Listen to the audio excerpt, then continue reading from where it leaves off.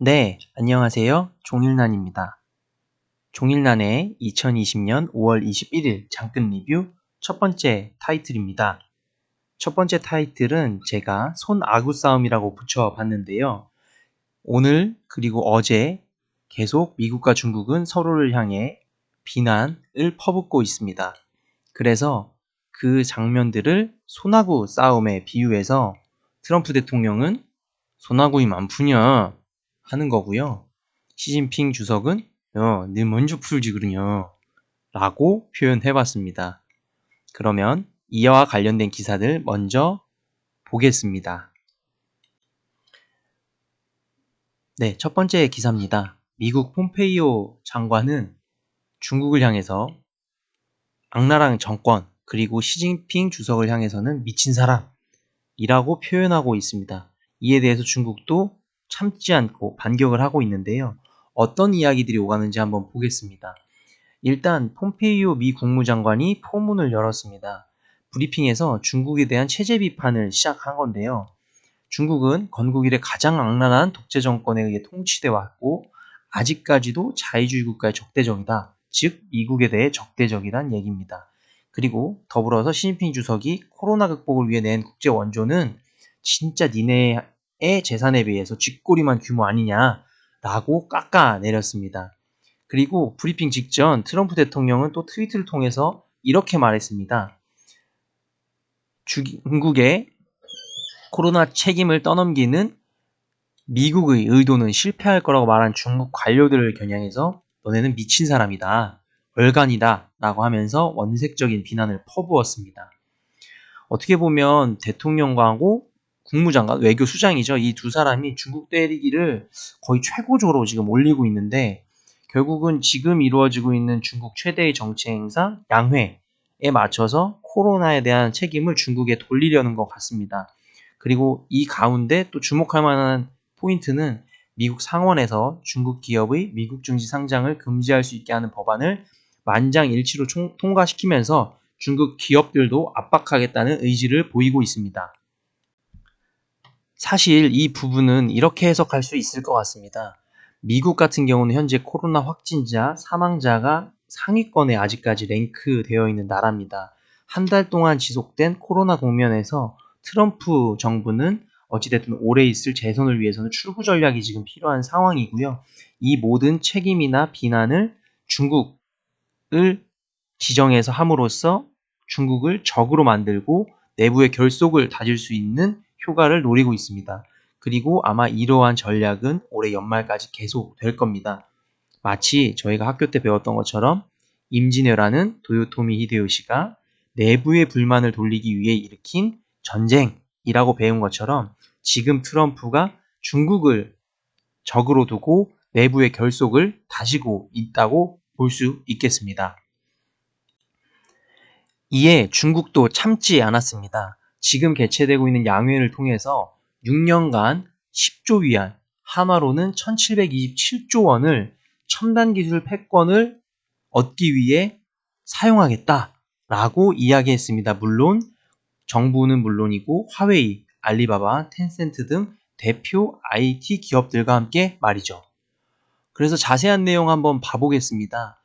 중국 정부는 양회에서 무선통신과 인공지능 등 핵심 분야 기술 주도권을 잡기 위해 올해부터 2025년까지 6년 동안 10조 위안을 투자하는 계획을 통과시킬 예정이다 라고 하고 있습니다.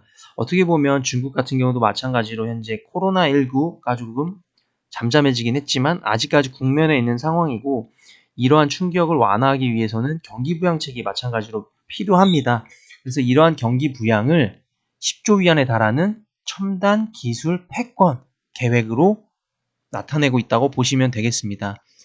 보시면 5G 통신망, 클라우드 컴퓨팅, 사물 인터넷 IoT, 그리고 빅데이터, 자율주행 공장 자동화, 안면 인식 등의 AI가 전반적인 이 테마가 되겠습니다. 여러분 아마 다들 아실 거고요. 5G 하면 이미 저희는 서비스하고 있지만 중국은 더 큰 서비스가 가능한 시장입니다. 그래서 관련주로는 KMW나 그리고 전파기지국, 대한광통신 요런 주식들을 봐주시면 될 거고요. 나머지 주식들도 한번 네이버나 구글에 찾아보시면 손쉽게 찾으실 수 있습니다. 그래서 그러한 주식들 한번 같이 보시면 좋을 것 같습니다. 결국은 이 모든 계획은 메이드 인 차이나 2025 계획과 흐름을 같이 합니다. 사실 이전에 미국과 중국이 갈등했던 이유는 미국의 기술 패권에 대해서 중국이 추격해 오고 있었고 그 추격이 상대적으로 효과적이었기 때문에 미국이 위협을 느끼고 사전에 중국을 쳐내려고 한 겁니다. 한마디로 얘기하면 새싹을 자르려고 한 겁니다.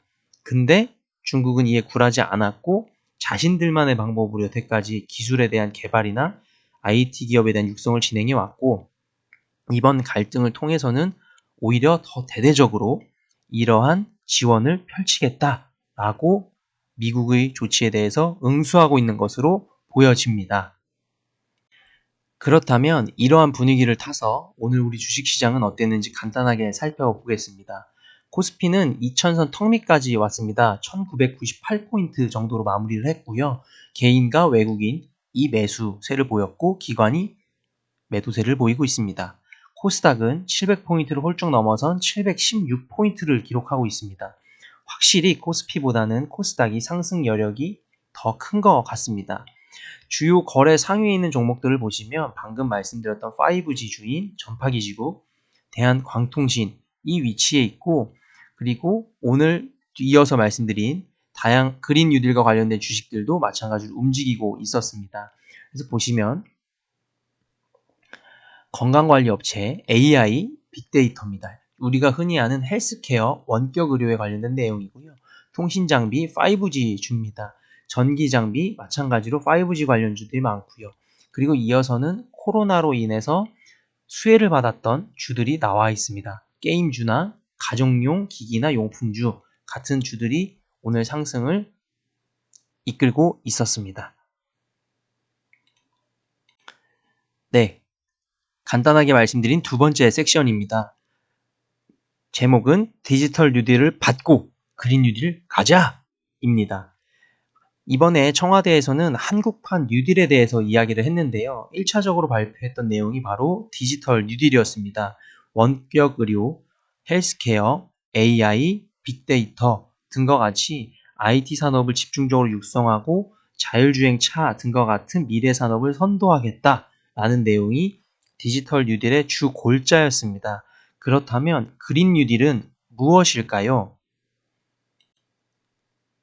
네, 문재인 대통령은 최근 관계자들로부터 보고를 받은 이후에 그린 뉴딜 사업과 관련된 정책들을 가속화하기로 결정했습니다. 그린 뉴딜이라고 하시면 이전 정부에서도 진행됐던 녹색 성장과 아마 많이 연관 지으실 텐데요. 분명히 문재인 대통령이 청와대는 이 녹색 성장은 우리의 추구하는 방식과는 다르다. 다만 녹색 성장이 기초가 된 것은 맞다. 문제인식 녹색 성장이다. 라고 보는 것이 맞다고 얘기하면서 이에 디지털 기술의 발전이 접목된 것이다. 라고 이야기했습니다. 그러면서 얘기했습니다.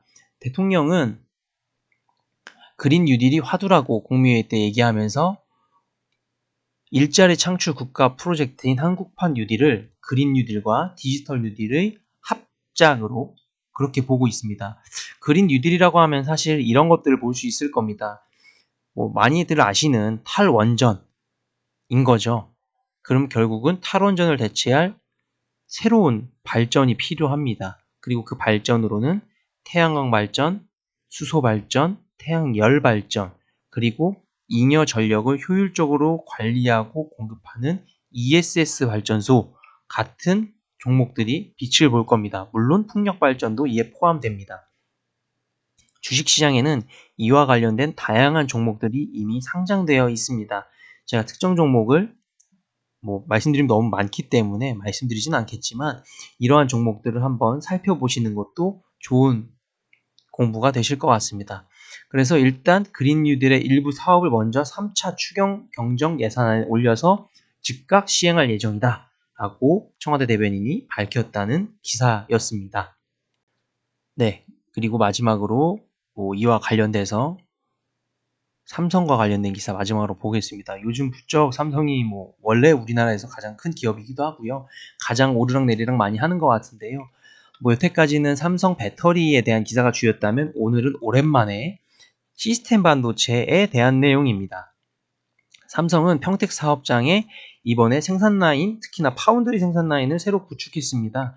파운드리라고 하면 아마 뭔지 모르시는 분들이 많으실 것 같은데요. 이렇게 말씀드릴 수 있을 것 같아요. 어떻게 보면 반도체는 두 가지입니다. 설계하고 생산하고, 그리고 설계하고 생산을 둘 다 하는 회사도 있고요. 설계만 하는 회사가 있고 생산만 하는 회사가 있습니다. 우리는 흔히 삼성전자를 설계도 하고 생산도 하는 회사로 보지만 실제 삼성전자의 사업부를 뜯어보면요. 설계와 생산을 같이 하는 부분도 있지만 생산만 하는 부분도 분명히 있습니다. 대표적으로는 TSMC라는 회사가 파운드리, 즉 생산만 하는 회사에 가깝습니다.